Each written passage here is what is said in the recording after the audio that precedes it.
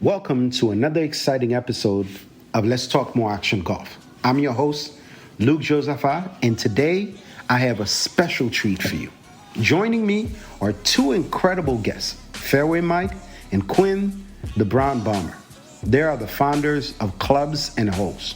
Together, they'll be sharing insights, experiences, and their passion for the game. And when I tell you these brothers have taken golf to another level in a way that I think is accessible, incredibly fun, all the while remaining competitive. Listen, if you've ever stepped onto a basketball court where your skill had to be extended beyond just your handle, then Clubs and Holes is where it's at on the golf course. If you know, you know. So grab your clubs and let's tee off to another episode of Let's Talk More Action Golf. Oh, one more thing. The kids should definitely skip this episode. There are a few spicy words and comments that their ears may not be ready for. There are no mulligans or gimmies in this episode. Let's get into it.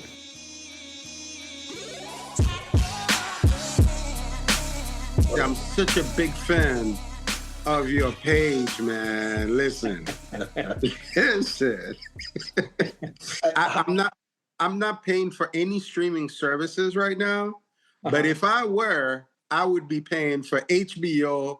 I would be paying for all of it just to make sure I get to see what goes on, with you all.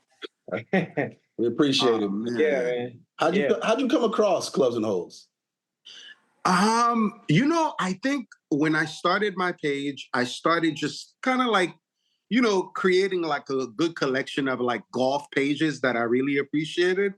But I think I got to you all on one of the posts where I can't remember who you guys were clowning about not being able to sink the par putt. Oh, okay. Yeah. And when I saw that, as soon as I saw it, I called my wife. I'm like, oh my God, baby, this is amazing. And I think I reposted the on my page. Yeah. And then I said, these guys need a show right now. Yeah. Oh man. Yeah. So go ahead. Yeah, go ahead. No, I'm just saying, yeah, I mean that's what it is. It's the story of Clubs and Holes is a story of me and this dude's golf journey. It's really what it is. And then we finally got because we're all ex-basketball players, right? So, when we play hoop, we talk a lot of shit. I can cuss, right? Yeah. Okay. Yeah, we talk a lot of shit, right? So, and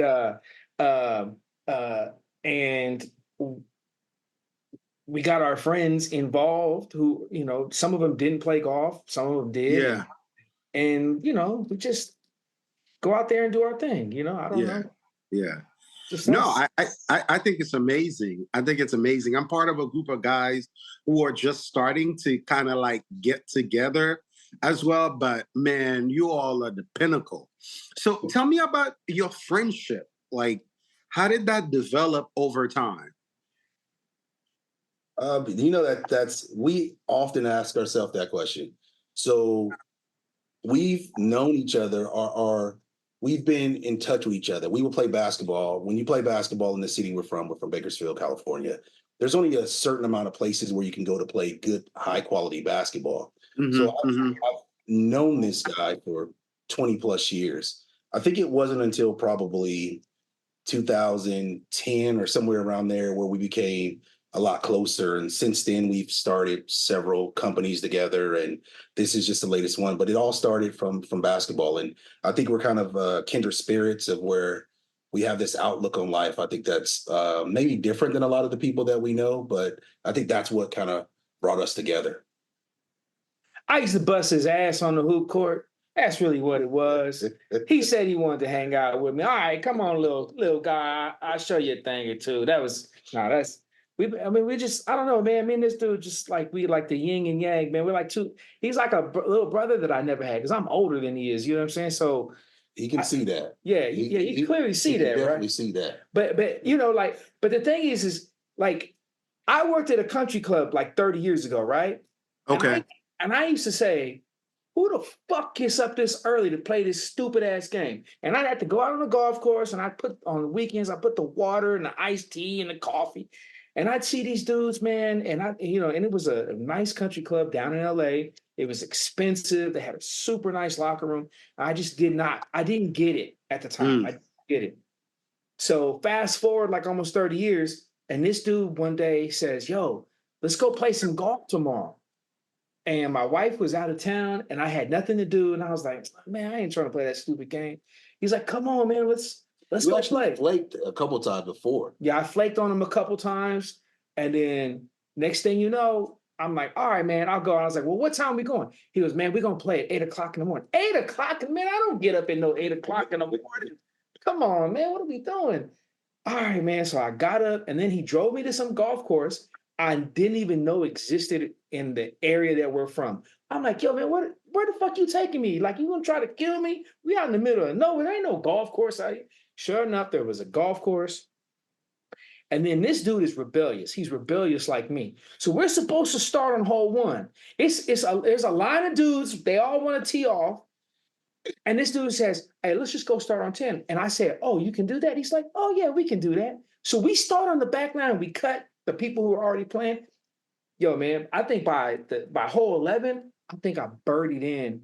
I chipped in a birdie or something amazing. And once that shot of adrenaline, that dopamine hit, man, I was hooked.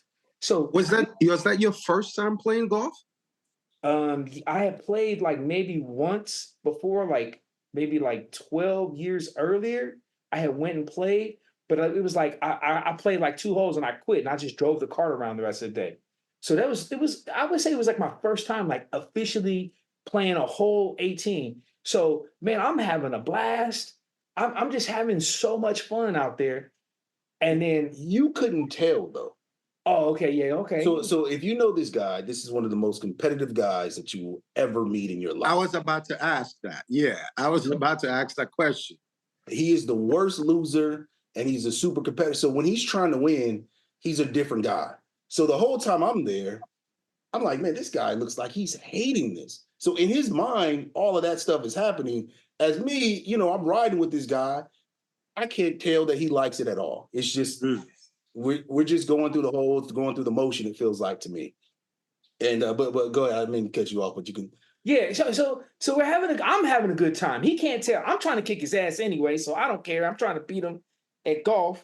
And then I start telling him I was like, man, if I had a golf tournament, man, this is what I would do. I'd have a cigar bar here, I'd have women over here, I'd have drink over here. I'd like there's all these things I would do. And I said, man, the pimps and the hoes would be out here. And he goes, well, what would you call it? And I said, clubs and hoes. And then we just start laughing about it. And then it became like this running joke for like a whole summer, just clubs and hoes. And then we would just make up stupid sayings like, and that's how clubs and hoes got started, man. No real plan as far as like what it was going to be because I just try not to overthink stuff. I just try to go with it and wherever it takes me is wherever it takes me. So how deep are you guys now? You all started with two, the two of you. How many people are part of the club now? So in the club, we have 12 now. There's 12 guys in our group that we have. And these were like, and then here's the other crazy part. So for the first year and a half, it's just me and this dude playing. And we keep trying to get our friends to come out there and play with us. Oh man, I'm not playing that. And eventually, they keep seeing us make videos because I'm out there, I'm gonna record us playing and just us being us anyway, arguing, just being us. And then eventually they finally came out and then they all caught the bug. And so like our group, the Clubs and Hoes group, the group of guys in there, it's super competitive because I rank the players not based on their actual scores. It's all based on my opinion. So I'll be like, I think you're better than him. Man, this motherfucker ain't better than me. Oh, and then it just starts some stuff. And then I threw in a belt. We played for a belt. Oh yeah, that belt is fantastic. Oh my God. Oh my God. Yeah, man. So it's fantastic. Listen, I try to flip so many different things around to see if I could go to the tournament that you guys were having in May. But my birthday fell around the same time. And my wife was like, no way. Absolutely no way. Hey, I got to get out there and see if I can get that belt. That belt is serious. Everybody wants the belt, man. Everybody wants a piece of the belt. And at the tournament, we had another belt made just for the tournament.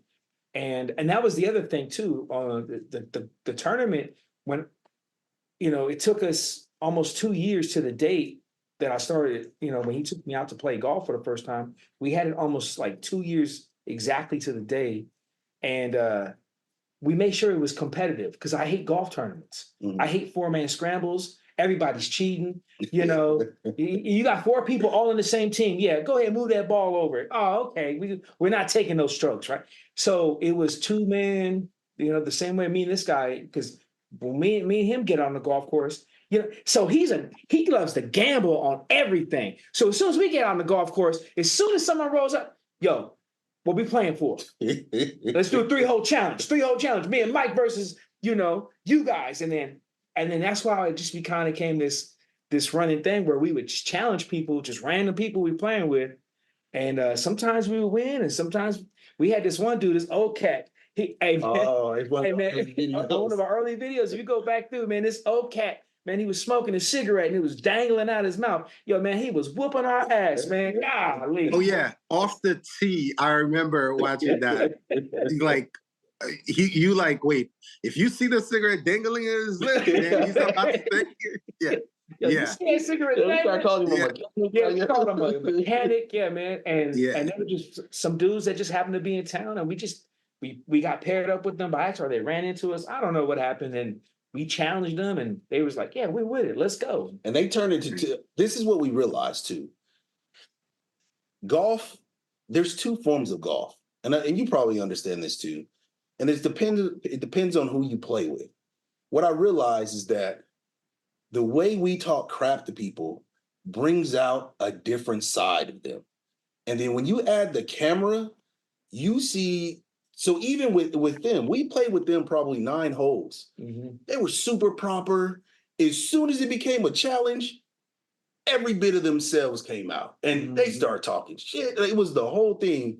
And I think that over time, what we realized is clubs and holes is just a funner experience at golf. Like, it still has all the competitiveness, but we're going to poke at you a little bit. We're going to talk. We're just going to see how much we can dig just to throw you off your game, just to like being quiet on the tee box and don't talk while I'm putting. Man, fuck that. If you got to make a free throw and I got everybody in the gym yelling at me, guess what? You better make this putt too. So we're going to talk to you, But of course, when we play with certain people, if they invite us, I'm going to play how you decide to play. But if you come to clubs and hoes, man, fuck you. I'm going to say whatever I want to you. Whenever Whose idea was it to bring the red carpet during the tournament? Because you guys had the red carpet.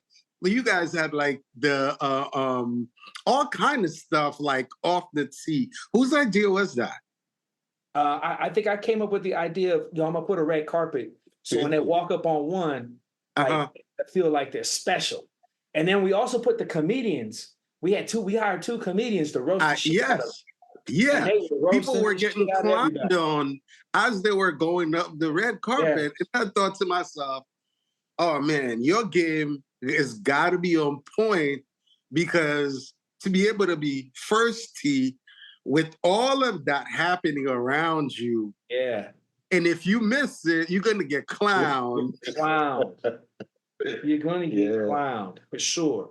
Man. This one wanted to do something a little different than the traditional ways, traditional way that everything's been done. So yeah, it was a really good time, man. We definitely got to have you at the next one, that's for sure. Listen, it's already on the calendar.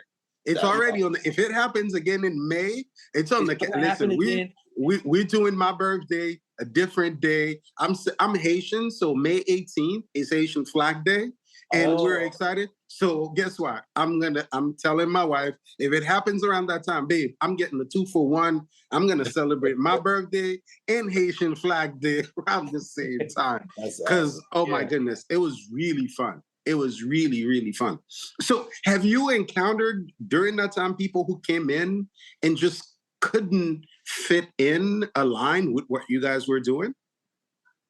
The owner of the golf course was tripping, and he's cool. The owner of the golf course, Chad, is amazing. Like, I love Chad, but I was adamant that we had to have big graphics all over the golf course. It was like, I'm a creative, so the first thing that I knew had to be was, as soon as you walked up to the golf course, you had to know that you were at a Clubs and Holes tournament. So I had this big 8x10 banner hanging in the front that says, "We're fucking up every stereotype you ever had about." And you should have seen the day before, as we're putting it up, he's going, "Oh my God, the regular members that come here, they're gonna be like, oh," he was panicking, but I was, and then we had two more big banners around, "Wait till you see our balls." What was the other one? These hoes ain't shit. Like it was in your face. It was just crazy. It was, what was you it? all had a masseuse there. You had women's, like you got a paddle. Get people getting spanked on.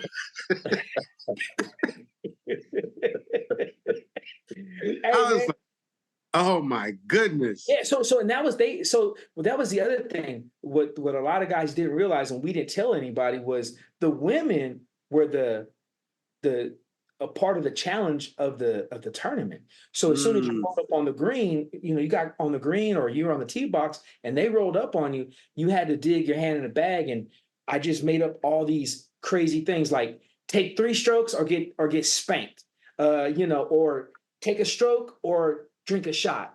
And man, they started at 7 a.m. By 8 a.m., we had run out of shot bottles. We had like 150 bottles or something. Yeah, it was more than that. But everybody was, let's just say everybody was pretty tipsy by everybody. Yeah. By 8 a.m. Yeah. Yeah, man. So this is really unconventional, right? It's fun. Some people may consider it a little bit abrasive, because if you don't have your wits about you, you're just gonna walk off the course, right? Yeah. So how do you guys see, like, where are you guys taking this? Like, do you plan on just staying on the course, or is this is gonna branch out into something else, maybe fashion, I don't know, continuous tournament more than just once a year? How do you all see this evolving? I clearly see it as we're gonna take it on the road. Like, the goal is to take this on the road and to go different golf courses across the country and put on this same type of golf experience, but it's golf our way, because I want the music playing. We had 3 DJs out there. We had music playing all over this golf. Like, I want it loud. I don't want it quiet. I enjoy it quiet. There's times I like quiet golf. Yeah. But on this, there's some days, it was a party. Would you not say? It's a party on the golf course. It's a party on the golf course. That's really what it is. So it's very interesting concept, because I think currently it's a very niche demographic. But when you really look at where golf is going, I think this is where golf is also headed. And you can see that even when you look at live golf, right? They're already starting to change the way things are done. And it's very interesting is when we play with the most traditional golfers, we see that they also enjoy the other experience of golf, right? It just depends on who you're playing with. But I think that, I think it's bigger than what we're doing now, and it's ever evolving. We're meeting new people, we're seeing new things, but I think over time it's definitely going to branch out to a couple of other things, like you mentioned as well. This is definitely biased on my part, but I was watching the Celebrity Open the other day, Like, I think it just happened over the weekend.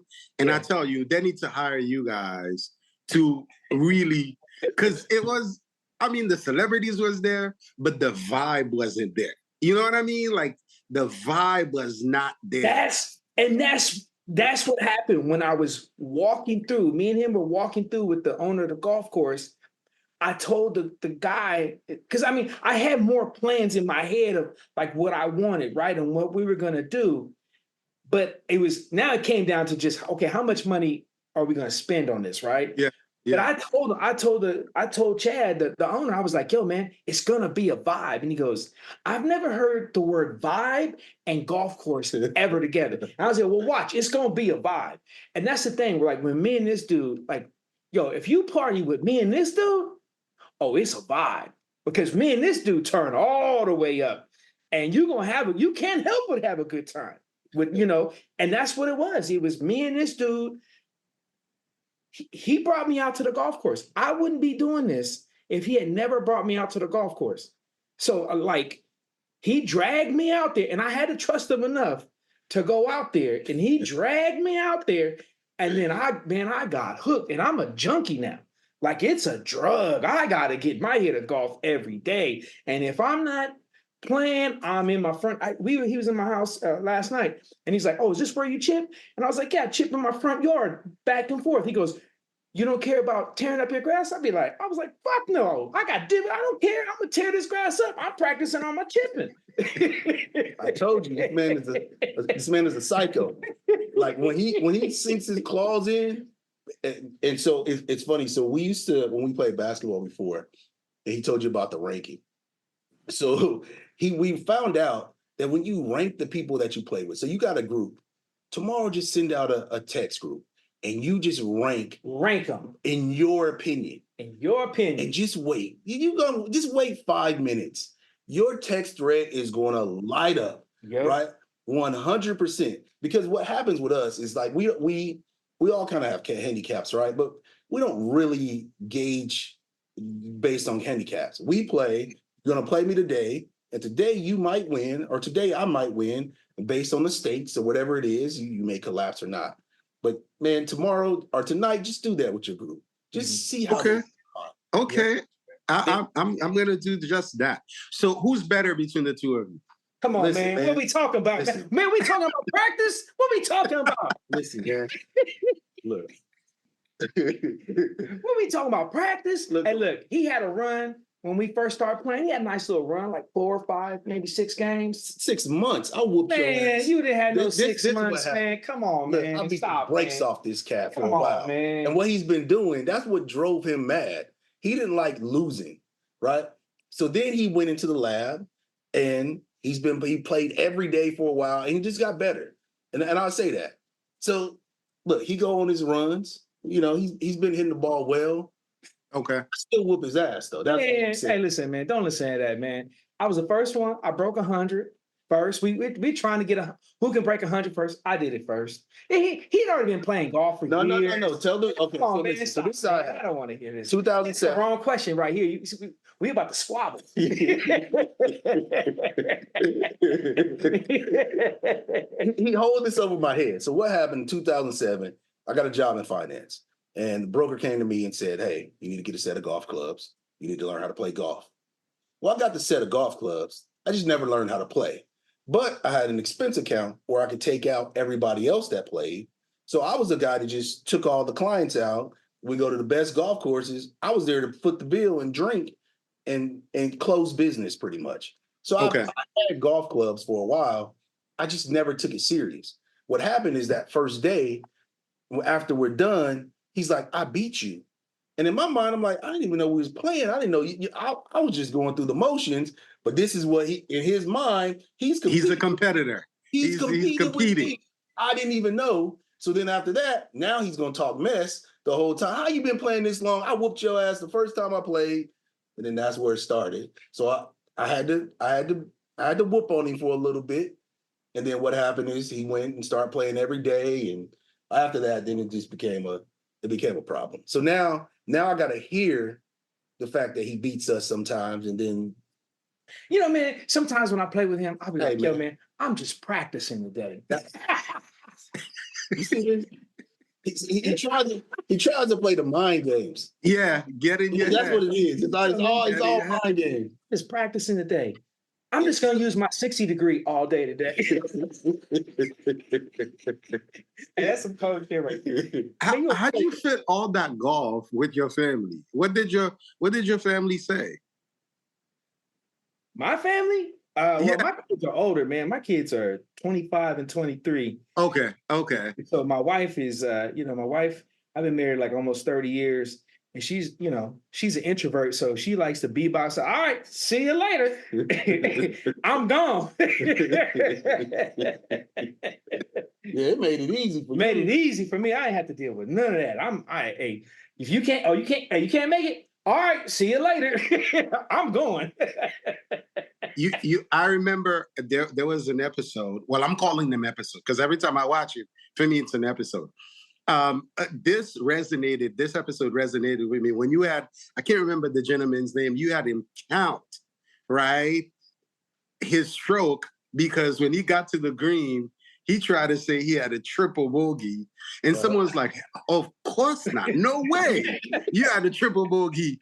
You were 3 in off the tee box. How you have a triple bogey? This dude right here, man. It was the one with you and Mike. Oh, at Sundale. At Sundale. So this is a thing. Look, I'm gonna say this. So I have runs where I play bad golf. Right? Okay. Where it's bad. Like I shoot 100 plus, whatever it is. I have runs where I do that. And so when I shoot low scores, nobody believes. They're like, there ain't no way. I'm like, there's witnesses that was here the whole time. But they're like, hey, count that again. Like, it's unbelievable whenever I can shoot a lower score because they also see me blow up a scorecard before. So it's one of those where, and then if I beat them too, now you got to deal with my shit talk, right? And I get ranked higher than you now. So there's all these like other things that go along with losing to me. Yeah. And so I think that's part of it too. So it's that whole thing. But yeah, they definitely gonna question it. If I score anything good, they're gonna question it. Everybody, they're gonna make sure you count. Huh? They're gonna make sure that you tell them, you list them every single stroke that you took, because that day, that's what it sounded like. You had to like. Oh, it's a thing where they yell it out now. You on stroke 3? Like, no. You putted for par. Like literally, it's a thing. And then you gotta like yell out the scorecard. I'm telling you, we are so competitive. It's crazy. It's unreal. It's unreal. And I'm telling you, you do that with your group. Do that with your group. You're gonna see the same thing next time you play. And here's the other thing too, though. When you do that with your group, you're gonna find out whether or not they respect your golf game. Because I said it, and they respect my golf game. But had he put the rankings out, they'd be like, "Man, shut your ass up." It's all about who they. So you're gonna find out: do they respect you enough as a golfer? Because if not, you're gonna know. You will know quickly. Wait, so where do you think you rank in your golf group? Oh, I think I'm definitely the second guy. So we've been playing the top guy. It's a funny story. The top guy in my group is a guy that when I hadn't played, so my wife and I, we moved to Houston about 2 years ago. She had gone to school here before. And then when we moved back, we went to Dallas. My in-laws are there. And then we went to a party. And then I met that guy there at the party. He lives about 10 minutes from me. And then we exchanged numbers. And then when he got back a couple of weeks later, he texted me, "Hey, I don't remember if you told me that you play golf, but I'm about to hit the links. Do you want to come?" And then I didn't have a community because I was brand new. I moved to Houston without knowing anyone here. And then I was like, "Oh, give me about 3 months." And because I said, give me about 3 months, I got me a starter club, my wife got me like a gift card for like 2 lessons at the local golf club. And then I started playing. So that guy, he's still the top guy in our group. Okay. And I think and no one would dispute that. I think I'm second to him because I come very close to beating him. The other day, we're playing, and the last 3 holes, he's like, okay, I'll bet you for drink. And then I'm competitive. Okay. Like when I say I'm competitive, I mean like I move very humbly, right? Quiet, but I'm competitive. Just like you, Mike. Like I'm competing with you, you don't even know. Yeah, you don't even, I'm quiet. So I think I would rate number 2 in that group. But there's a guy who I think is a number 3 who's steady trying to say, actually earlier today, he sent out a text talking about, oh, he's better than me stroke for stroke. I said, that's plain fake news. And no way. See? See? And so go ahead, rank no way. And watch what happens. Your group chat is about to light up. So I said to him, no way. So we're supposed to be playing later on this week. And I'm like, listen, bring it. You'll see. But yeah, I definitely think I'm number 2 in that group. I definitely think I'm number 2. So where are you shooting right now? You in the 80s, 90s, 70s? Oh, I'm in the 90s. I'm consistently like 94, 96, 94, 96. Like gotcha. When I'm, I think the only thing I need to really work on is off the tee. My driver's kicking my butt. So I've been using my 3-wood, and the 3-wood, no problem. But I need to get once I settle, I manage, tame my driver. Oh, I know I'm going to break 90s because putting is good. Anything 100-yard in, that's done for me. I'm really good at that. Man, I've given away 4 drivers already. Really? I tee off with my 3 hybrid. I don't even use my 3-wood. Oh, wow. So you're paying with your driver? Listen, I got me a 3-iron just so I wouldn't hit my driver. Hey, man, you sound just like this dude. Man. I feel your pain, man. Look, when I hit my driver, it's going to go far. I just don't know where it's going to go. You know what I'm saying? Mine goes to the right. It goes really far to the right. His goes far to the left. I'm left-handed, so we both are slicing. Okay, so I figured out how to correct it. When I get a hold of it, I get a hold of it, though. Hey, we went and did a lesson with Chad at the golf course. And Chad was like, yo, man, your smash factor is unreal. Yeah. I know. And he goes, at the same time as Quinn is hitting the ball, he goes, and I've also never seen anybody hit the ball past the golf cart over there. You know? It just. Hey, and the times he has hit it, when he does get it straight, and I tell him all the time, I said, man, if you can just get this thing right, I can't compete. Because I don't hit the ball far. Yeah. I'm not a long ball hitter, right? I can get 200 to 225. Past that, it's all short game for me, right? And I'd be like, yo, man, as soon as you get that, and we actually made a character. I don't know if you've watched any of the videos. If you go through the videos, we made a character out of him, the Brown Bomber, which is his head covered. And I basically, him and the Brown Bomber go at it. They argue with each other. Okay. Go through our timeline. You'll see the Brown Bomber. The Brown Bomber is offensive, aggressive. He's everything that is like, yo, man, you need to be pulling me out. We need to be using me. And he's like, not if I want to win. Not if I want to win. You keep your ass in the bag. I think for a month, my driver stayed in my garage. I never even took it with me because I didn't even want to be tempted to pull it out. What's your best club? Oh, anything. So short irons, I'm good with that. Like 54 degrees, I pulled that out. I'm not missing. Okay. Right? I'm not missing. I pull out my pitching wedge, I'm not missing. Pull out my 9-iron, I'm not missing. 7-iron, I'm not missing. How far do you hit your 7? I hit my 7 171. That's a decent yardage. Why don't you just tee off with your 7? Most par 4s, then you're at least shooting bogey golf, and you're shooting low 90. But easy. You know what it is? My pride. Yo, ego. Would never let me. Ego. My pride and my ego would never let me do that. Never, ever let me do that. And it would be smart for me to do that. Yeah. Right. Because I think I was playing the other day. I hit off I used my 3-iron. I hit it about 198, and it was a really short par 4. And then I pull out my 7-iron, and I'm literally 3 feet from the pin with my 7-iron. I think it was like about 4. It was like a 450. It was really, and I did that, but my pride would never let me do that. Never let me do.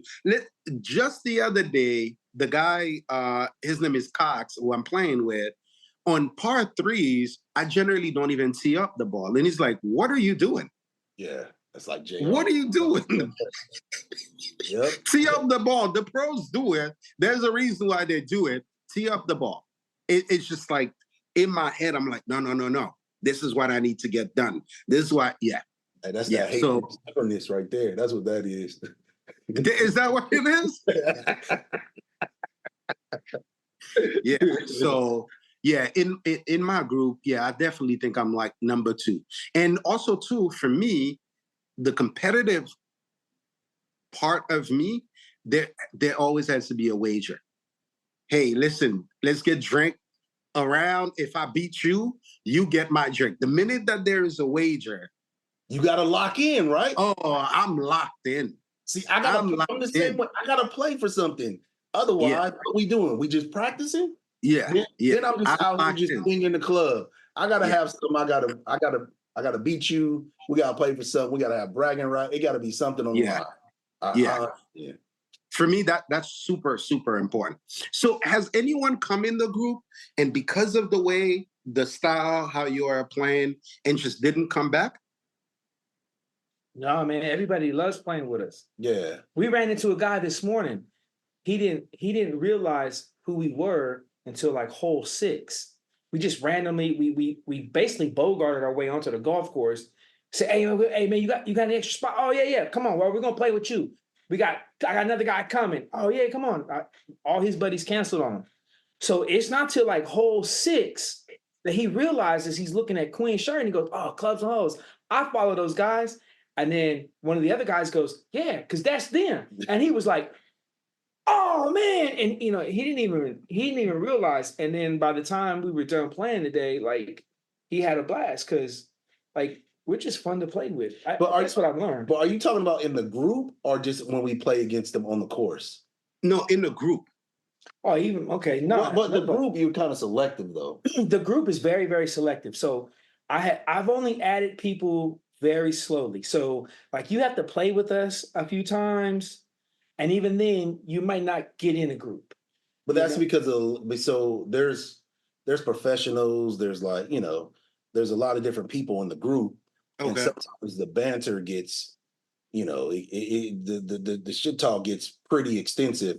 So you have to also be able to handle that piece of it, which is important. And I think that's kind of what weeds the selection price down. Like you have to be able to take it because you're going to get it from 11 people every other day or whenever we're playing. So that's a big part. And then 2 is how we talk crap. It's just, you have to be able to trust the people that are in the group that don't take it all personal. You know what I'm saying? Like, because guys can get real, they say some real funny shit in there. And like, if you don't have thick skin, you're not going to make it.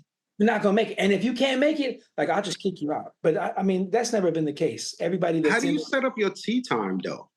With 12 guys, do you take maybe like 3 or 4 tee time or? It just depends. Like if all of us are playing, we can get like 2 tee times or maybe 3. It just depends on, who plays. In the group, some guys play a lot. Some guys don't get a chance to play as much. The guys who play a lot, we always have a tee time like somewhere in our city. Because 2 of them are members of country clubs. Yeah, 3 of them, so they can always get us times too. Yeah. So but we don't. For us to play all 12, it's rare. It has to be like a belt day or something like that. Otherwise, we may get maybe 6 or 8. But very rare do we all 12 play. It's fun when we do. But it's normally we're filming or something like that. And then if we're all 12 are playing, then he's typically not playing because he's the person that's probably filming most of the time. Yeah. That was going to be my next question, because how are you, like, in terms of concentration, I know for me that if I'm filming, I'm not playing well, because I'm making sure that everyone get equal FaceTime. I'm making sure that I'm talking with everybody, keeping things together. So when you're filming, you're not really playing. Well, it depends. So I wear some Ray-Ban glasses now that I can record from my glasses. So that helps me be like a little bit more free. So I use that for short content. And then sometimes I'll use my GoPro. And then I've just learned how to put the camera, I mean, it's stuff I've been doing for a long time. So to me, it's just second nature to just, oh, I'm gonna put this here. And then sometimes I might mic us up on the GoPro. And then if it's like a belt day and I want the content to be like another level of quality, I won't play, because then I pull out my big camera and I'll record that day. I'll make sure everybody's mic'd up, so I'm getting everybody's audio. And then it's like, for me now, I can't play because now I'm in production mode. I'm Right. Yeah. make sure I'm always in the right spot. I'm asking questions. I'm interviewing people as we're playing, kind of getting their thought process. So until we get to a place where I go, okay, I'll hire somebody to do this, because I take care of like all the editing and I do all of anything that you see on social media. Like, I take care of it all. Very rarely no one else ever touches the account. I take care of everything, posting every day, captions, writing, updating the website. I mean, this is just stuff that I've been doing for like 25 years. So to me, it's just like, it's like nothing to me, so, but it just depends, it depends on, most of the times my Ray-Bans, like today, I just recorded with my Ray-Bans today. And then, I'm just, I'm really good at telling stories. So when you say episodes, right?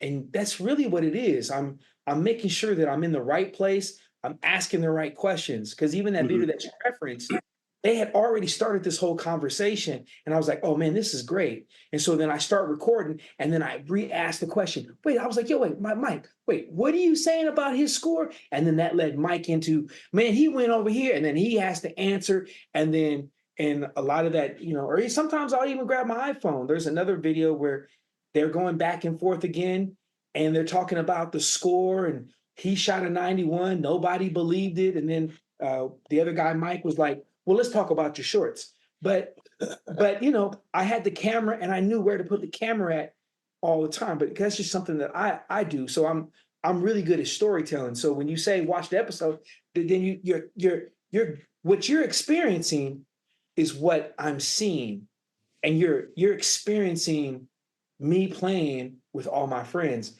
And I'm really just there to document it and to make sure that everyone has some kind of context on what the fuck they're listening to.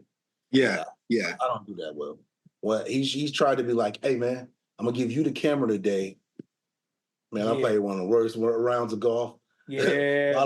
by like 6 holes in, he just had to take the camera back. Because that takes focus to really, like, one, manage, create, making sure you're you getting the narrative, and then now get all those thoughts out of your head, and then now to hit that takes a lot. That takes a lot. You definitely have to be a creative to do that. So do you imagine developing this in more like a subscription, to get people to either become members, or like, how do people who are far and away, because if you're planning on taking this on the road, how do people participate and continue to engage with Club and Holes? Well, I think right now, this is where, like, maybe where he and I might defer as far as like how we should go at something. I'm kind of free flowing. I kind of just go with it, and I go with whatever if my heart leads me this way, this is the way I go. We've talked about where we're trying to go with this thing. I think ultimately in my head, I would love for it probably to be more of a television show. Like, I would love for it to be like on Netflix, because I think it's hilarious. And also, it's also, I think what I like about it the most, it's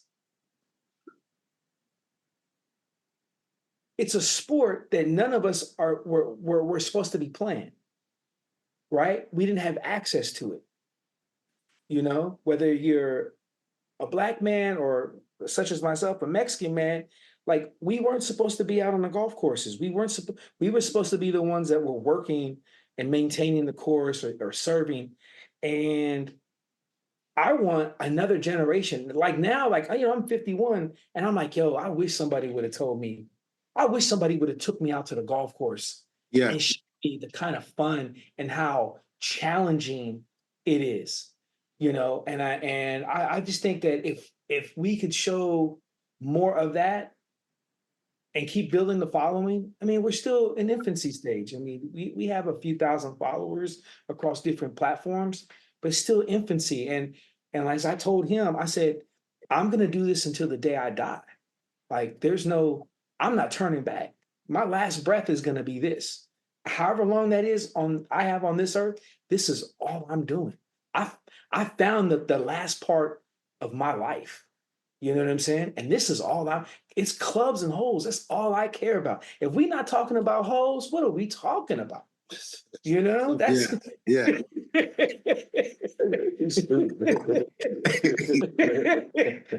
that's all I care about, you know? And as far as like, you know, we do have merch that, you know, if you want to buy merch, great. I'm not going to tell you to buy merch because I don't care.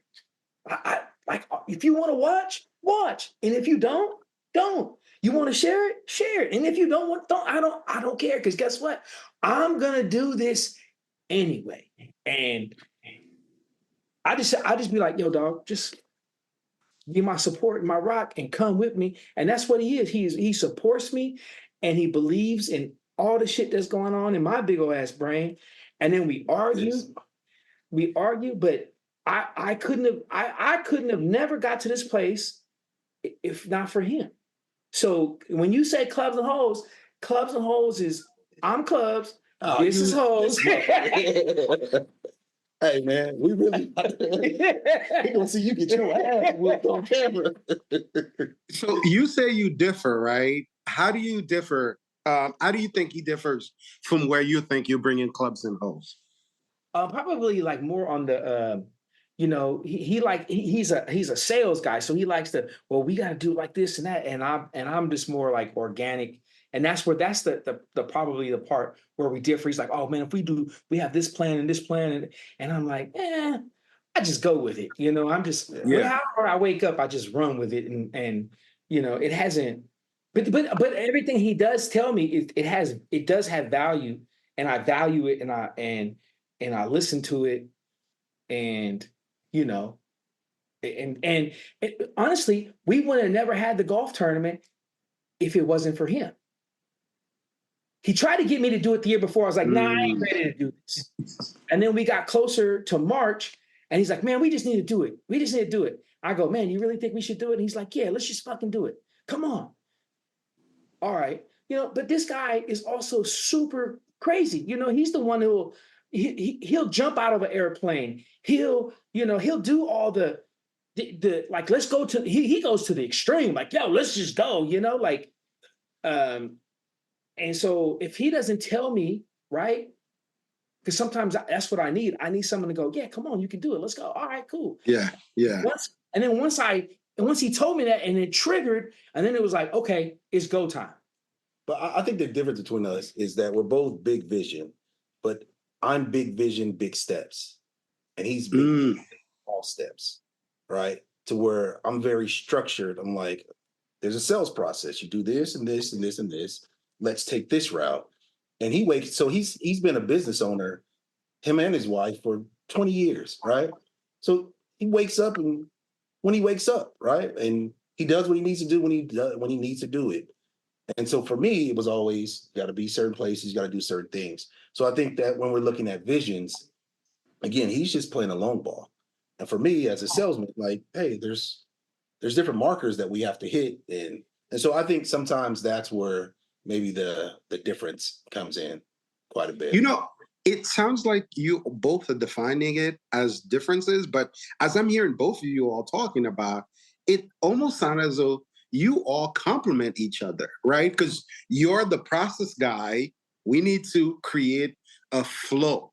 We need to have a map to know step one, process one, how we gonna, and then Mike sounds like, okay, this is what we're gonna do this morning. Let's get going. Let's do it. Let's do it. So it sounds like you both complement each other in that way, in terms of like the vision is there. We're gonna get there. Mike is the steps in between, you know, milestone 1 and milestone 2, and you're more like, okay, this is where we need to be at milestone 1. This is where I'll know we're milestone 2, and I think Mike adds the creativity. Not in the sense, not that you're not creative, Quinn, but I feel like the extra spice, if I could use that word, to get it going, and then to get it to the milestone. That's what I'm hearing. What do you think? That's very true. And when you see, so he's a creative through and through. So, like I said, we've had several companies together, and to where I'm always pushing, like, hey, there's not enough time. He's like, hey, man, there's more than enough time. And then what happens is he's a person that locks in extremely well. So, because he's a creative, a lot of times there's motivation or there's passion or those things are behind it. So, the moment that hits him, so he can mill on something to where I may make a more quick decision, he'll mill on it a little bit longer. But once he decides, he's up at 3 a.m. You're like, you can't stop him once he decides and once it clicks. So it's just a matter of trying to understand of how do we get from point A to point B, and to where he can, or how we can paint the picture vivid enough that it becomes to where he can really line out. Yeah. I like that. I want to circle back to something that you said earlier, Mike. You were talking about accessibility, right? The being able to be on the golf course when we know how golf started. It did not start for people like us, people of color. And I see, like, every time I watch an episode, every time I watch a post, for me, it makes me want to be there, right? So that means not only do I see myself there, but I see myself there being very comfortable. Yeah. I don't know if you all have played with folks before where you felt like, wait a minute, hold on, what's happening here? And so talk a little bit about that. Like, how deliberate was that for you all to ensure that what you're doing allows people to think that the game is accessible to them and to pick up a club and be part of it? I'll let you chime in on this, Mike. To be honest, I think the most deliberate piece that we said is that we're going to be ourselves, right? And so, again, if you look at our group, everybody that you see on camera, I think, except maybe Bert, we were all athletes. And when the knee surgeries start, and you know what I mean, we can't run up and down the court anymore, right? We saw ourselves. We needed another outlet to still be competitive. And then I think the part that we gave it is that if you played sports, if you're a Black man, I'm pretty sure that you grew up in this same kind of banter where you had. And really, I think that we're just allowing people to see themselves through what we do. Mm. And that's what it is. So our whole goal is just to be 100% authentic, which is why we fight against, hey, we're going to talk because this is how we play. So what you see on camera is how we really are. Yeah. And so if you play with us, we're very clear, hey, this is how we play. And again, people either love it or they hate it. But what we find is at most points, people they come to our side and they enjoy the banter and they start the banter and it just becomes a thing. Yeah, it definitely becomes a thing. And I think also too that me and Quinn, we know how to turn it on. Like, because we can have our moments when, like, I can go out and not say one word to anybody and just play my game, not think nothing, you know. But I also, like, when the camera comes on, I know how to go on. You know, Quinn knows how to be on. Yeah. And then once we go on, like, we can just go with it, and then we can. I think what he and I do really well is we know how to engage people and we know how to ask questions. And I'm really good at breaking people down with a couple of questions so I can get to the heart of them, right? Because I do photography. So like if I'm gonna photograph somebody and they're sitting there telling me, oh, I'm so ugly and no one likes me, then I know, okay, me trying to take a photo of you right now is not gonna work because all you care about is that you're ugly. So let me take your mind off of that. Yo, let's talk about this over here. And I sit there and I talk to them about something totally irrelevant to photography, and I break them down. And then all of a sudden they let their guard down. And then boom, I take the photo and they're like, oh my God, I've never looked like that. That's just so, and he is really good at that too. So that's the thing that we do, So like when we go to strip clubs, like there's a stripper right there, and we're gonna break that stripper down. Like, yo, baby, how'd you start this? Oh, really? That pivoted real quick, huh? You stupid. Those two connections. Quinn, you were not expecting that. You were not expecting. This is what I deal with all the time, man. You never know what's going on in this man's head, man. You never know. Never. No, I don't even know what's going on in his head. But it's true, man. I think that's what it is. I think that we have a level of engagement and empathy that kind of gets to the heart of things. And I think that when you're around us, no matter what is said, you understand that we're saying it out of love and the banter, and you can sense that. You can sense that energy. And I think that's what kind of opens people up and allow them to enjoy themselves, even if it's different than they typically would play. But the more and more we play, especially with the traditionalists, we find that they just want to do the same thing. Yeah. They just do it in their version. They may not talk the same type of crap, but like they're talking it in their own way. Yeah. We just open them up to our way of doing it. So tell me about some mistakes, rewarding mistakes that you all made as you were getting this, maybe getting the Instagram together, getting YouTube together, deciding to like bring this all together. What were some rewarding mistakes that you made? Yeah, that's a great question. I don't think we've made any mistakes. I knew you were going to say that. I mean, I think that everything that we've done is just the way it was supposed to happen, and it happened when it needed to happen. I'll give you an example so we had a video on Instagram go viral and it hit 1 million views, okay? Now, one of the things that I used to do in the very beginning when it was just me and him filming, I would sit there and I would make, like if you go back and watch the old videos, like, yo, man, those old videos, they were really good videos because I would add cuts to movies and movie sayings and it was just me and him. And then I was like, yo, man, I'm spending like 20 hours because I'm obsessive and it has to be a certain way. I'm like, yo, man, this ain't fun. And so one of the things I did was I said, yo, fuck it, I'm using AI. So I'm just going to use AI. I'm going to simplify this. I'm not going to overthink this. And when I started using AI to help me with editing some of the stuff and writing captions or writing parts of the website, one of the things that I did was, as it creates these little clips for me, I sit there and I go, okay, is this a good clip? Yeah, I like this. Let me change a couple of captions. I'll download it, And so it would take a 2-hour video and just chop it up for me to where I could have like 10 to 12 bite-sized 1-minute clips. I'll put the whole video on YouTube if you want to watch it. And this will just be a bunch of shorts or reels or whatever, TikToks. And that video sat on my phone for literally 3 months. It was on my phone for 3 months, and I never would post it because I kept watching it going, yeah, it's funny to me, but ain't nobody else going to think this shit is funny. I'm not going to post it today. But then what happened was I got to a day where I was like, fuck it. Let me just post this video. Like, let me just get it off. And then that's when it just took off. And so if there was a mistake, it was, I should have posted it sooner. But then I also say it happened when it was supposed to happen. But I think the crazy part about that is that there's some times when you start to think about, especially because all of this is right, self-funded, that stuff. There's moments when he's like, what are we doing?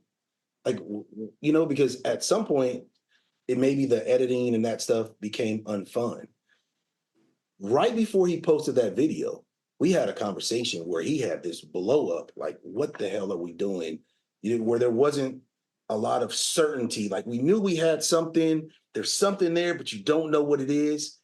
And he posts that video and it just takes off the next day. So I'm a strong believer that we often don't receive gifts before we're prepared to do what's right with those gifts. All right. So with us and with this journey, I believe that everything is happening like as it should. And so even when you look at mistakes, I think another thing that he actually really did that helped as well start to churn the growth was he was like, I'm going to post every day.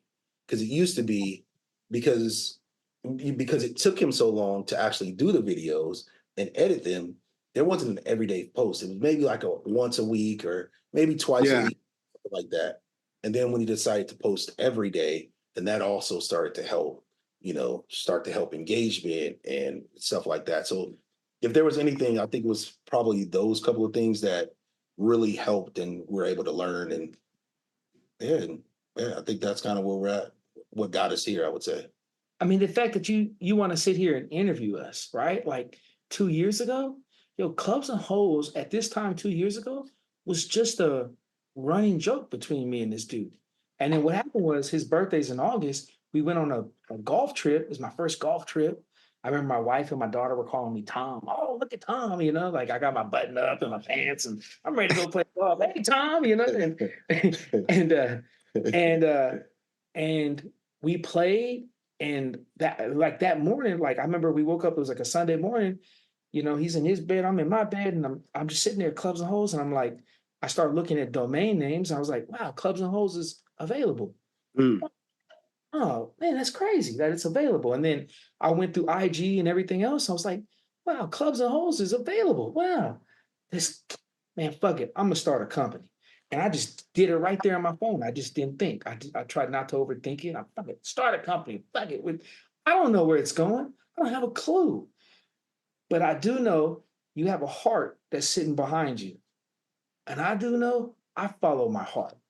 And my heart never led me wrong. And I have faith that whatever's for me is going to be for me. And as long as I can have vision and I wake up every day, because 6 years ago, man, I was in the hospital by deathbed. And what was going on? I had a thing called valley fever. So in this area of California, there's a thing called valley fever. It's uncurable. He had it too. He was on his deathbed many years ago too. And I gotta tell you a lot about it, but it's an airborne thing. And once it gets inside, there's no treatment for it. They can only try to make it go dormant, but it's always there. You could always breathe it back in again. It's one of those things that's in the Central Valley of California, and it kills people if you don't treat it fast enough. It will take you out, right? I'm on my deathbed. I'm dying, and after that, and then a year later, my mom gets pancreatic cancer, and I go through that, and so I just after that I had to go, man. I have to my heart. What's my heart telling me? And follow my heart. And me and this dude, we had a whole falling out around this time. Me and this dude weren't even friends anymore. We had stopped talking because business and other stuff. We were just, but I always knew at the core that this dude was a good dude, right? I loved him, but we just had to get through all this stuff. And then, man, we came back around, and at the end of the day, I believe that we still followed our heart. Our heart was telling us, and wherever we're going with it next, our heart is going to tell us, and whatever doors and opportunities present itself, I don't know. Let's just see where it goes, and let's see what happens, because I know that every day I wake up, this could be it. I'm not promised tomorrow, so I just try to live like every day is this could be it, and I try to do the best that I can today. And when I put my head down, I did the best I could, and I moved the needle just a little bit. If I can move the needle just a little bit, I know over a long period of time, it makes a big jump. You know what I'm saying? So yeah. So it sounds like there are a lot of golf metaphors in what you're saying. I'm hearing camaraderie. I'm hearing a level of focus that allows you to just play your own game, because following your heart is literally playing your own game. Yeah. Right? Because you're not paying attention to, yeah, you may be playing against Quinn, but you're really playing against yourself at the end of the day. So you're playing your own game through this, and your camaraderie, to me, sounds like the community that gets around you in terms of golf, right? What was that experience like for you, Quinn, during that moment, that fallout moment? I'll say it was tough, but it was interesting, and we've had conversations about this, on how you deal with grief. Yeah. Right. And grief comes on and the times that you least expect it. And I was dealing with the grief and the loss of my mother for a while. And I didn't realize how much I was dealing with it. And obviously that bled over to all other things. And at that time we had an app that we had started. And again, this was our first time really working together, and where I'm like, hey, he worked the way he worked, and then we put that on top of everything else that was going on in both of our lives. And yeah, so it was a difficult time, because he's like a brother to me, So there was that, but I also believe that, and we both believe that it needed to happen. And I think that's what we talked about earlier. Like everything that we learned from that, we were able to apply to what we're doing now. And those lessons then actually probably made our friendship stronger, but then also made us better as men, like going through that. And then during that time, like I said, he almost died. So even in that moment, you look at all the little stuff and you really don't even remember what the arguments were about. And all of that kind of fails in comparison to what really matters. So I think, again, all of that had to happen the way it had to happen.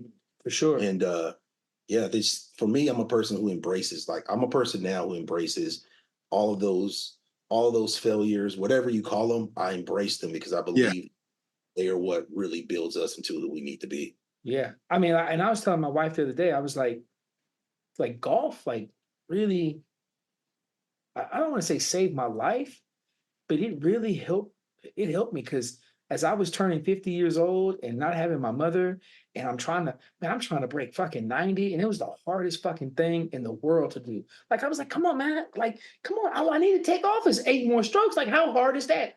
Yo, hardest thing ever to try to break 90, right? Yeah. And I'm having meltdowns, and this dude, he's on the golf course with me as I'm having full on grieving, I'm turning 50. My mom's not here. She's my biggest cheerleader, and I still have a wife and kids and who love me. But man, I mean, if he doesn't bring me out to play golf, right? If we don't reconcile our friendship, I never come back. We're not having this conversation. So I look back now and I connect the dots. I go, oh, it all happened at the time it needed to happen, because where I'm at today, yo, man, I just broke 80 the other day. And it took me a long fucking time. Yeah.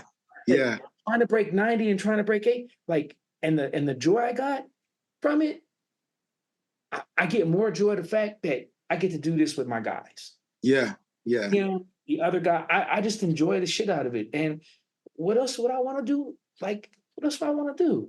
Yeah. What in your game you think you changed in order to help you break 90 and then now to break 80? Well, consistency as far as hitting the ball straight, that's for damn sure. Okay. If there is one thing that I can say to help me, because I shot a 77 the other day, and I was on the other day, man. I couldn't miss. I couldn't miss. But if I tell you what it was, I was out in New Orleans a couple weeks ago on vacation. I was at Essence Festival, and I went out and played some golf, and I had to rent some clubs. And the first day I rented the TaylorMade, and it was the Spider putter, the Scotty Scheffler, and I used it. This putter is, oh man, I was money with this putter. So back the other day, I bought one, and the first day I shot a 91, and the next day I played the same course. I shot a 77. Yo, man, it's purely putting. I mean, At the end of the day, it just comes down to putting. You got to think. It's like I was telling, like in basketball, you know, a guy will say, "I'm gonna get to my spot," because once he gets to his spot, you can't stop him. He's gonna score that spot. And once I get to a certain spot, if I can get there, then I'm like, yo, if I go one putt, yo, I'm shaving off all kinds of strokes. And that's what I was doing. I was one putting, I was knocking down 20-foot putts. And yeah, man, it was putt. And it was another thing. Another guy that we played with, this older gentleman named Brian Henderson. He a few weeks ago, he was watching me putt, and he said that when I was putting, I was turning my head to watch the ball. And he said, stop doing that. That's why you're pushing and pulling. And so once I stopped doing that, I just kept my head down and I just did and I triangle, and then I stopped because I was missing like all these little 2-foot, 3-foot putts, missing them left, missing them right, upset. Why did I miss that? And it was like, putting is such a key aspect of the game. Like I completely agree with you. Like if I'm putting well, then I'm playing well. Yeah, for sure. It's like it doesn't matter if I don't have to 3-putt. Yeah. Then everything goes really, Yeah, those 3-putts, man. But the problem is putting isn't sexy, right? Yeah. When you bomb a drive, oh man, when you stick that flop shot and that bad boy stick right there, that's sexy. Yeah. Hitting a 3-foot putt, like it's not sexy. It's like, oh, okay, par or whatever, And I think that's what it is. So that's very true.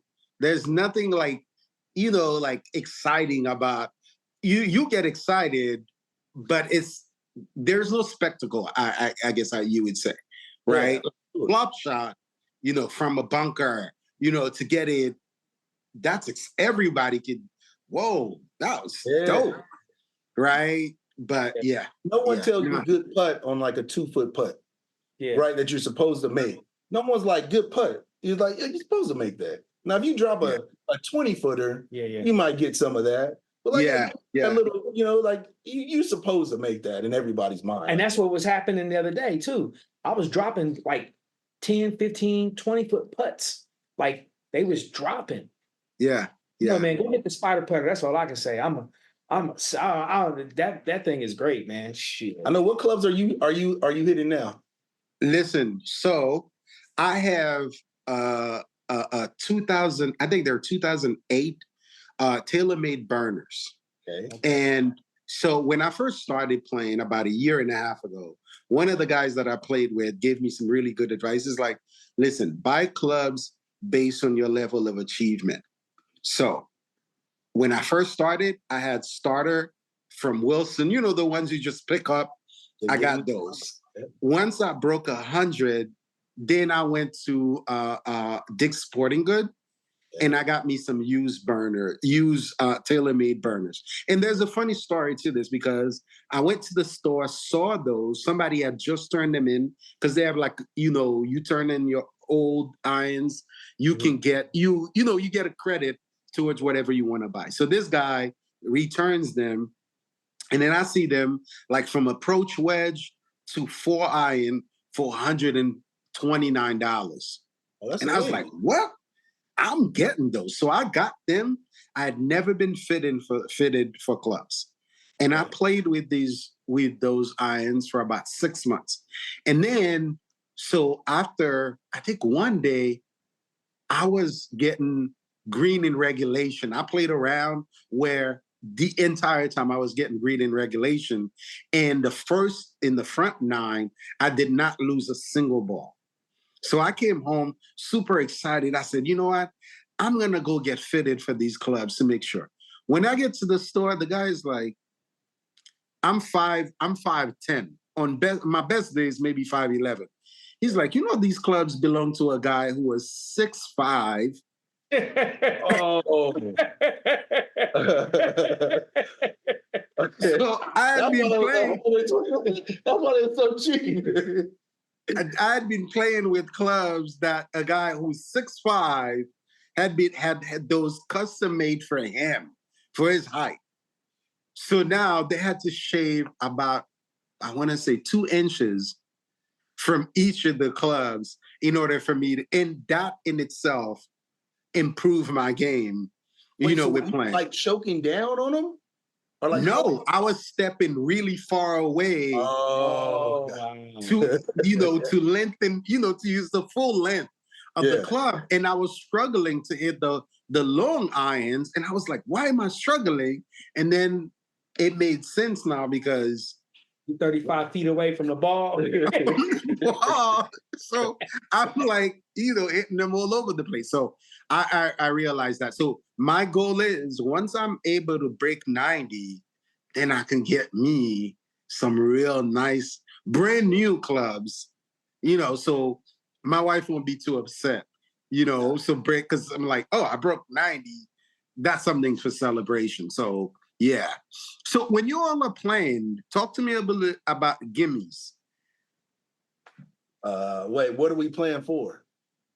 Well, it doesn't matter. Like, do you on a regular, if you're just playing no wager, nothing, you give gimmies are a thing, or if we're just like today, we played this morning, and we weren't really playing for anything. So I mean, you're foot out, whatever. Like you just pick it up. It's nothing. If there's anything on the line, you're putting that all the way. Putting it all. I don't care if you're 1 inch out. If it's putting all the way out, there's no gimmies. No gimmies. 100%. 100%. So for a long time, the way that I would judge gimmies when I would play is, okay, what's the probability that this guy can actually make this? In the last few holes, is this something that you made, right? And if to me, even if it's like an inch, if you in the last 3 holes, you got an inch and you still didn't make it, I'm not giving you that gimme. Because for me, there's a chance you may not make it. We say that too. We like, sometimes it's like, hey, is your credit good? Yeah. Right? You know what I'm saying? There you go. Yeah. But when we're playing, though, for something, Steph Curry missed free throws too. Mm-hmm. You know what I'm saying? So yeah, I look at it like that, because there's been some times where it's one where you've been making it all day and you miss that 1 foot putt. You're like, how the heck did I miss that? Hey, I want to see you put it in the cup. That's how I feel. We have a video with me and him. It's one of our early videos. We had a little 3-hole challenge, and he was maybe 6 inches out. And he goes, oh, that's a gimme. I said, oh, you're going to put that out. You're going to make me, put it out. And he missed it. He pulled it. And I was like, that's why you got to put it out. Because no. But what's also funny, because there's a guy that we play with that always talks about he shoots in the 80s. But we also realize that he's the person that'll give you a 2 foot gimme. A 2 foot gimme. but what we realize is that he gives it to you because he can give it to you. Yeah, right. So he's shaving 12 strokes off his game because that was 2 footers. He don't even have to putt him. Oh, that's a gimme. Pick that up. And so that's when we start to realize, like, oh, yeah. But you know what's funny too with golf? The more I think about it, is we always say this, like, golf shows you everyone that you're playing with. Like golf, by us playing golf with you, we can tell what we believe with a considerable accuracy, like kind of who you are. Yeah. We can understand your patience level. We can tell you how much you can lock in. We can tell you how much, if you got anger problems. We can tell you if you're a cheater. Like, you know what I'm saying? Like, you can tell all of that.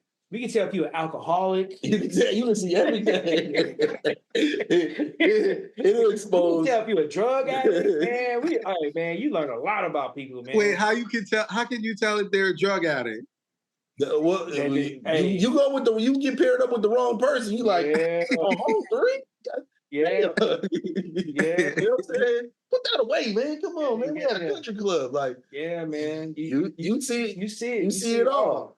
And what happens is we make people so comfortable that some people don't even feel the need to hide themselves anymore. Okay. So if I was, if you're playing with the PGA guy, you're gonna be buttoned up, you're gonna watch what you say, but we're so free. They're like, oh, we can be free too. And do whatever they want to do. Wow. I like that. So now that we're talking about personality, what brings it? So how do you bring your personality to the game? Like, Quinn, you're a process guy. How does that show up in the game for you? Hey, look, it don't. I'm gonna tell you this. So remember I told you I'm a big vision, big step guy? Yeah. I'm the guy that's like, all right, I know I missed this 200-yard fairway, and I can get it through these trees. Big And I'm sitting there looking like, and he's like, yo, just punch out right here. Get on in 3. You be good. Nah, I can Take get your medicine. through that one little 6-inch hole through the trees. I can get it right there. All right, man, go ahead. Look, you know what's funny? I think the biggest thing with my game is that like my attention span. So I can lock in for 9 holes, great. Like something really has to be on the line for me to lock in for 18.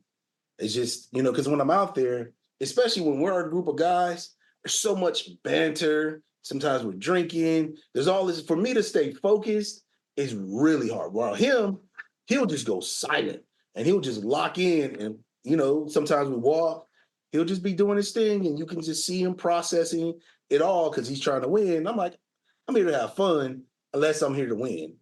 And so sometimes those don't go together. But yeah, like process. So now it's kind of like the same thing. It's I just try to get to my 8-iron. If I can get to a shot to where I can hit my 8-iron is money. And so that's what I'm trying to do. I can get anywhere between like 160, 170 with my 8-iron pretty easy. So that's my club that I like. Either that and not until recently I couldn't chip to save my life or pitch. But then in my backyard, I just started, just pitching from one side to my backyard to the other. And then that helped me. And then but I think it's that thing. Just my process is try to stay close to the fairway off the tee box and then and that'll be pretty good. Because I trust my putting. Like I don't 3-putt a lot, I don't think anymore. But it's just that if I can get to that 8-iron, maybe 9-iron, I'm good. If I have to use that 5 or that 3-iron or some of them hybrids sometimes off the deck, that's a little suspect. What about you, Mike? What about your personality you bring to the course? I mean, I lock in. I'm very competitive. I'm also just random and funny, so I tend to just say dumb shit just out of the blue, like. So it just depends. I don't know. It depends on who I'm playing with. It depends if it's early in the morning. Are we quiet or hey, look, today we out here to have fun. Oh, cool. I'm gonna have me a Jack and Coke, and I'm gonna smoke a cigar while I'm playing, and I'm gonna have fun. It just depends on. It depends on the day. I mean, I think I rattle people. I think this motherfucker talks so much shit though, and then he always has to bet something. All right. Like, let's just say we're playing. He already knows he lost the day. Like he knows the day's over with. All right, we're gonna do a 3-hole challenge on these last 3 holes. Like there's always a challenge. There's always something. Well, so that has to be on the line. Yeah, if I'm down 10 strokes, like scorecards is out of it. I still got to get a win for my own self. So we're gonna start over on this hole right here. Yep. You can keep your score, but I still got to have some bragging rights too. But but that's probably it. I think I just. And then I think also too, because when me and this dude get together, we be talking so much shit. Everybody wants to play against us. Everybody wants to beat us. They just want to beat us. And we're Do that ever succeed? Huh? What'd you say? Do that ever succeed? Hell yeah. Some people would, man. Some of them cats whooped our ass. Well, it's bad. It beat the brakes off. Hey, I'm talking about, how you start losing so bad, you start fighting with your own team. Oh, yeah. This motherfucker got into it. Hey, man, do this. Man, I'm putting already, man. I don't need you, motherfucker. Because, look, you don't do it no more. But we used to, when we losing, we start coaching each other. Well, hey, man, your wrist's not right. You know what I'm saying? Like, we start coaching, and then the more we start losing, obviously it's not working. So then we just go at it. So now the other people, like, we don't even have to do much. They fighting against themselves. But yeah. Wow. This dude, that's how his personality comes out. When he starts losing, oh man, this dude is the worst loser. This dude. I don't listen to this dude is the worst. I don't lose that often, so we don't see it that much. So I'm gonna send you some pictures. that shows his personality coming out. Yeah, man. Yeah, man. So how's the golf scene in Houston, man? So, there's a lot going on. So we have a lot of, like, where I live, I have like 3 golf courses within 20 miles from my house. So there's one that's about maybe 6, another one around like maybe 8, and then there's one that's a little bit further down, from where I am. And man, the only time that the golf course is not packed is like holidays. So out here in Houston, it looks like people take the holidays seriously. July 4th, golf course is empty. Father's Day, those golf courses empty. But there's generally a lot of people playing. A lot of time early in the morning. So like anywhere between 7 and 2:00, it can be hard to get tee time, but like twilight in the afternoon, so those happen. There are a lot of like good tournament that happens. I don't know if it's over in California, Sparks Golf. So they have an app. They hold little tournaments. So at any time, there may be like every week, like there are 2 golf courses one on Tuesday, another one on Wednesday. They have little tournament, based on points. So everyone goes in, it's based on point. So it's pretty vibrant, like you go there, you meet people from all walks of life. We have a couple of country clubs not too far from where I am. I recently played at the Wilderness. I mean, it's like professional grade course. Like I was nervous how beautiful the place was. Like it looks like stuff I see on TV. So, it ranges, the spectrum from like municipal golf course where, you get there and there are a lot of ball spots on the green, a lot of stuff, to where like it's plush, beautiful. So it ranges in the, in the gamut. And there are some courses, So if we go to Houston, man, we can depend on you to take us around so we can get some. Oh my God, listen, whenever you're coming, let me know. Yes. We'll get a squad. How bad is do you guys play in the heat? Because I know Houston is humid as hell. I play in the heat, and until recently, I was walking all the time. Okay. Right? So I play in the heat. I don't have any issues. Like I get in the heat, I play. Like sometimes when I first started playing, I was playing every day. It didn't matter the temperature. And the temperature was averaging like 101, 102. I was sweating bullets. I would come home, shower, be super dehydrated. I was playing. But then I started to meet these guys. A couple of them, we played together in the heat, and they were like, Luke, we're not doing that anymore. So we're trying to get tee time, after work or early on the weekends to get things going. But yeah, when you guys come to Houston, listen, let this be, one of your stops, because totally. Totally. Sure. We definitely enjoy that. Yeah. So listen, I really appreciate you all, both of you all taking the time. Why don't you guys tell people where they can find merchandise? Because I know, Mike, you said you didn't care about the merchandise, but I want to see this continue to flourish. So tell people where they can get merch, where they can subscribe, where they can engage with you all. Just go to clubsandholes.com. We have all our videos that we post on there. We have, the merch is on there. You learn more about the Brown Bomber, who's our mascot. You'll see, you'll see everything. You'll see even like the golf tournament that we talked about earlier, the video that's on there. Everything is there. Links to all social media, clubsandholes.com, or follow us on social media, Clubs and Holes.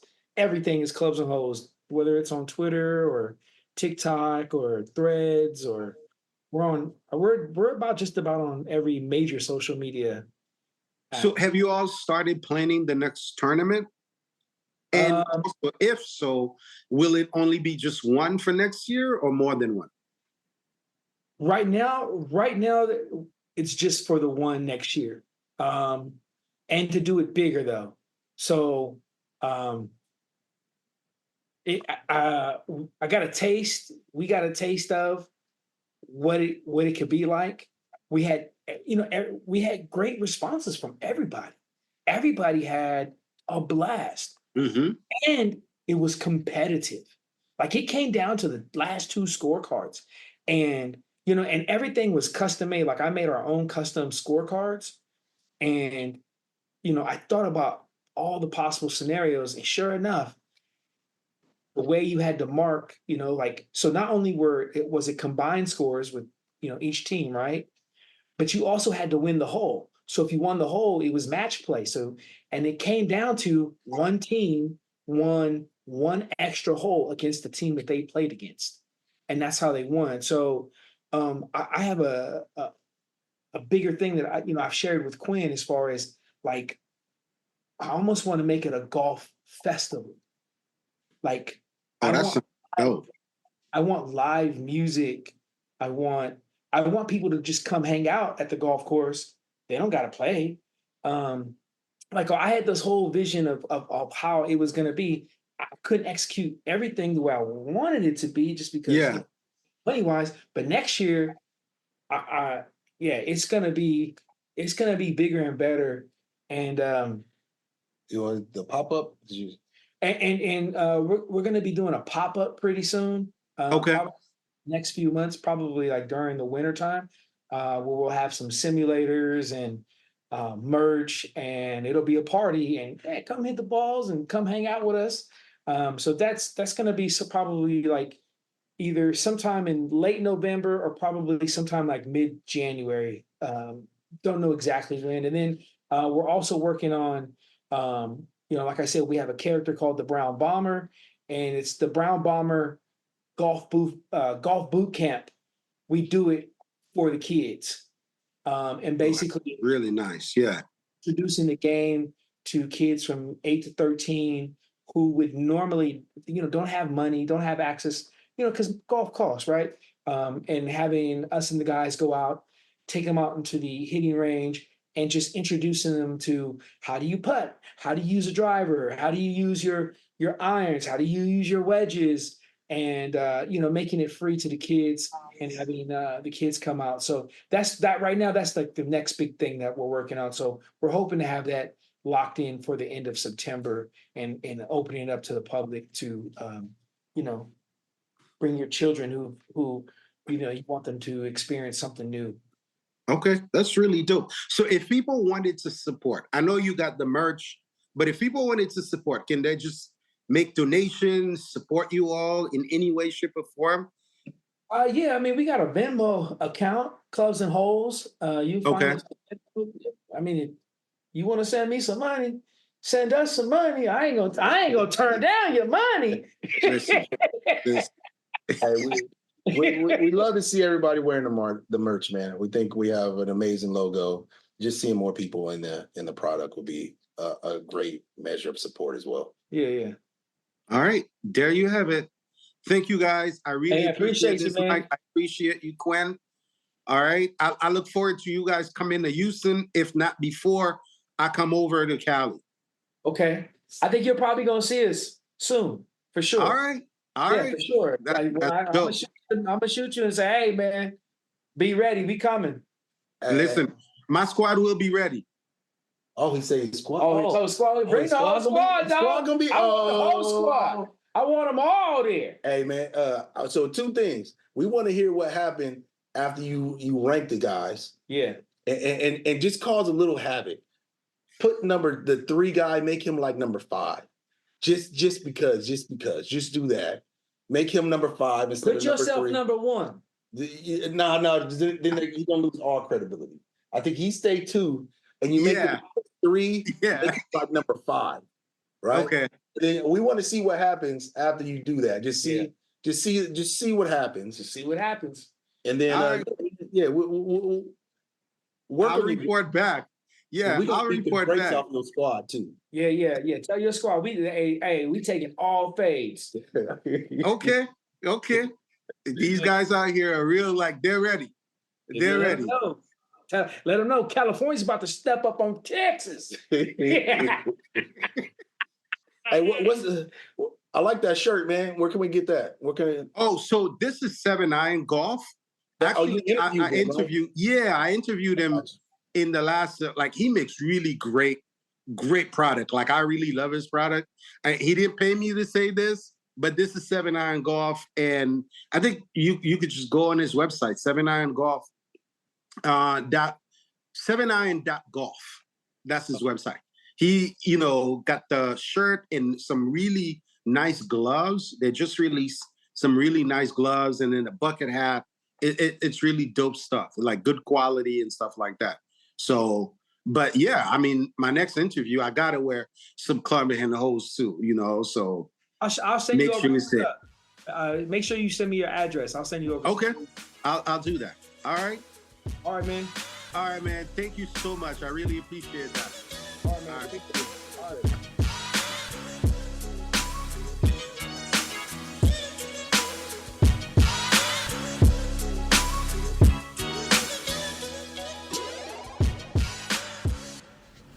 Thank you for tuning in to Let's Talk More Action Golf podcast.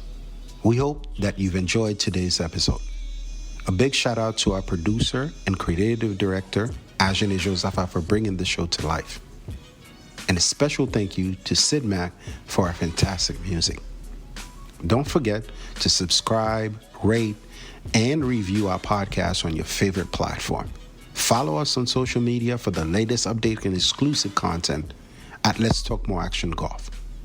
I'm your host, Luke Josapha. Until next time, keep swinging easy, and remember, let's talk more action golf. Held back as you held back from making bigger decisions. We get lost, but this journey comes with us down. That's a given. That's a given. That's a given. We get lost, but the journey comes with us down. That's a given. That's a given. Let's talk more action golf.